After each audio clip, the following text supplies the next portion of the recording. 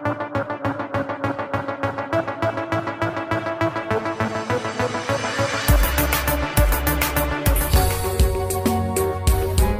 from around the globe. Hot, fresh, balanced and objective. On Unity.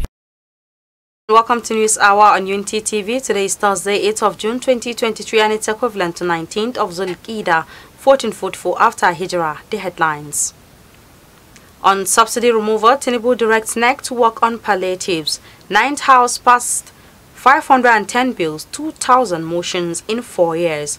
Troops kill 4 bandits, recover arms, ammunition in Zamfara.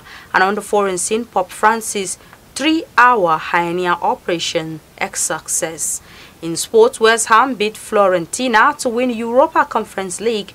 And those were the headlines. And for details and more of the stories, I am Rukayat Sani Ibrahim. President Bola Ahmed Tinubu has directed the National Economic Council (NEC), led by Vice President Kashim Shettima, to begin the process of working on interventions to ameliorate the impact of subsidy removal on the people. This is even as major oil marketers yesterday donated 100 mass transit buses worth 10 billion naira to the federal government to cushion the effects of subsidy removal. The governor of Ogun State, Dapo Abiodun, stated this after leading some major oil marketers on a courtesy call on President Tinubu at the presidential villa Abuja yesterday. Briefing State House correspondents after the courtesy visit, the governor said the marketers were in the presidential villa to express solidarity with the president for his bold decision to end subsidy payment. He said the country was spending about 4 trillion naira annually on subsidies, which should henceforth be taken to Federal Account Allocation Committee (FAAC) for sharing among 3 tiers of government.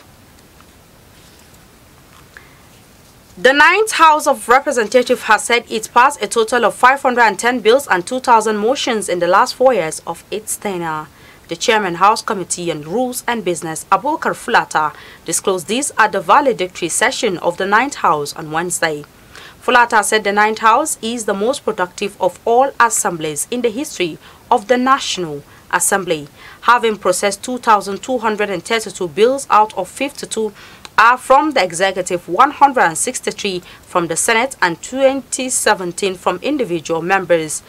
Earlier in his valedictory speech, the Speaker Femi Gbajabiamila pointed out the prominent achievements of the House in the last 4 years to include the Petroleum Industry Act (PIA), the Electoral Act 2022 and Police Reforms Act. Gbajabiamila noted that the House passed the Police Act to change the nature of relations between the police and citizens in the country and ensure that police officers who fall short of their responsibilities can be quickly held accountable. Troops of Operation Hadarindaji on Tuesday killed 4 bandits following an ambush operation conducted on bandits' hideouts at the Kumbo village in Bukuyum, local government area of Zamfara State. Confirming the operation, Director of Defense Media Operations, Major General Musa Damadami, added that during the encounter, troops neutralized 4 terrorists and recovered 4 AK-47 rifles, 2 AK-47 rifle magazines, 26 rounds of 7.62 mm special ammunitions, and 4 motorcycles, among other sundry items. He noted that the military high command commended troops of Operation Hadarindaji and encouraged the general public to avail troops with credible and timely informations on terrorists and all criminal activities within their area. A boy has been reportedly killed by a truck and many others injured during the demolition of structures at the Eid ground in Kano metropolis. It was gathered that the incident happened when thugs invaded the place to loot from the debris of the demolished structures. Witnesses said the boy was taking iron rods and doors from the place when a vehicle knocked him to death. It was also gathered that another person was found dead and many others injured when the remains of the buildings collapsed on them while trying to remove iron rods. Spokesman of the Kano State Police Command, Abdullahi Kiawa, who disclosed this to newsmen, said they had arrested 49 suspects with items suspected to be from the demolished structures. The National Hajj Commission of Nigeria, NACON, has announced a policy that will require Nigerian pilgrims in Medina to be moved to Mecca after 5 days they arrive in the city for the Hajj pilgrimage. The NACON's Deputy Director of Information, Musa Obandawaki, in a statement on Wednesday, said the rule, which will take effect from today, Thursday, was due to complaints of overcrowding of Nigerian pilgrims in the city of Medina. Obandawaki stated that while the Commission is giving 100% opportunity for Nigerian pilgrims to visit Medina in the first phase or before Arafat, the move was to avert sanctions against the country if there are pilgrims overcrowding in Medina. He called for the understanding and support of the pilgrims, Hajj officials and other stakeholders for the successful implementation of the policy.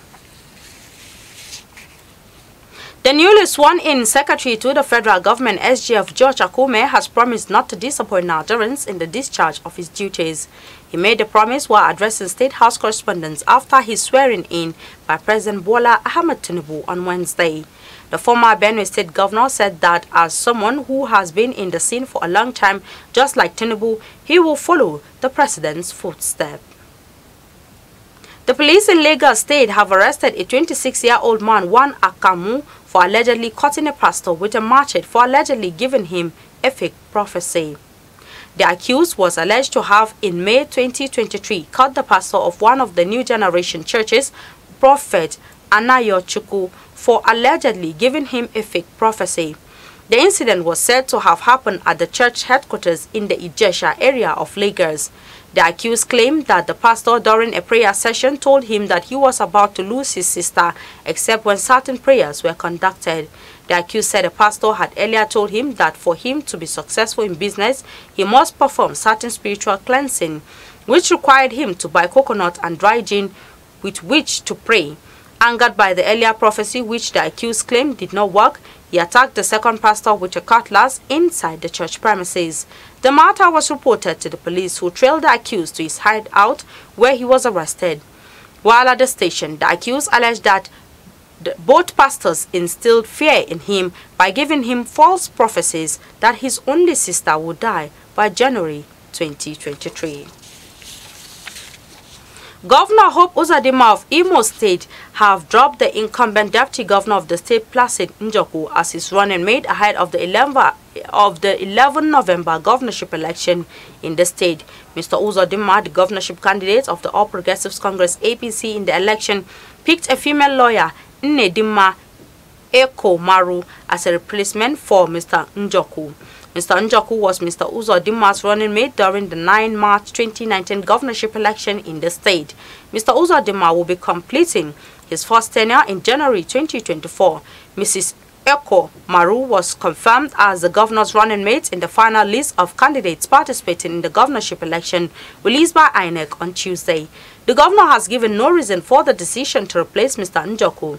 Mrs. Ekomaru is the wife of a former governorship aspirant of the PDP in the state, Chukwuma Ekomaru, a senior advocate of Nigeria.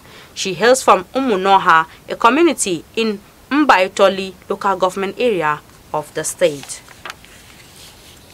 And on the foreign scene, Pope Francis has had a successful operation to repair a hernia in his abdominal wall. The Vatican said there were no complications after the 3-hour surgery, during which the 86-year-old was under general anesthesia. The pontiff is expected to remain at the Rome Gemelli Hospital for several days. His doctors are also believed to have wanted to give him ample time for recovery ahead of a busy travel schedule later this summer. The Pope was suffering from a painful and worsening hernia that formed over a previous scar, presumably from his 2021 colon surgery.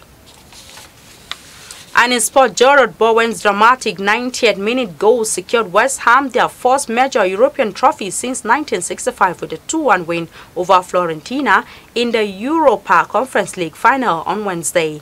It is the second European trophy for West Ham after they won the now-defunct Cup Winners' Cup 58 years ago with a team including England World Cup heroes Bobby Moore and Geoff Hurst. The champions' name will be the second ever on the Conference League trophy, following Roma, who won the maiden edition of the competition last year. West Ham have also clinched a spot in next season's Europe League with the win, while Fiorentina will miss out on European competition after finishing 8th in the Serie A. In another development, Argentina legend Lionel Messi will join American side Inter Miami after his 8th exit, from French champions Paris Saint-Germain. Messi, 35, had a more lucrative offer from Saudi Arabian side Al Hilal, while a return to Barcelona became an impossibility because of financial fair play (FFP) limitations. Messi told Diario Sport and Mundo Deportivo that he has decided to join Inter Miami.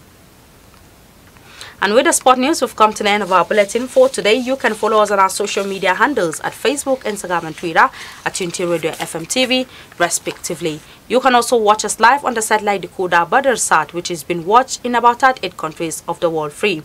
You can also follow and engage with us on our social media handles at Facebook, Instagram and Twitter. You can also stream and watch us on our YouTube channel at Unity FM TV. I am Rukayat Sani Ibrahim. Thanks for watching and enjoy the rest of our programs.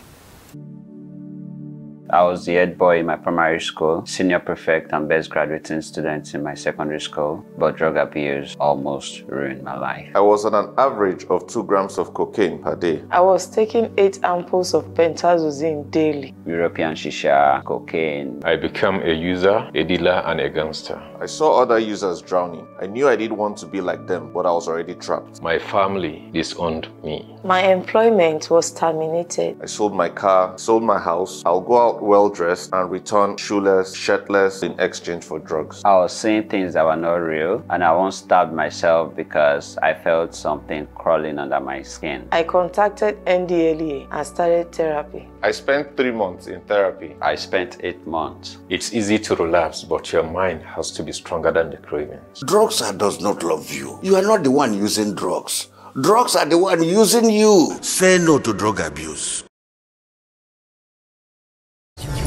Unity.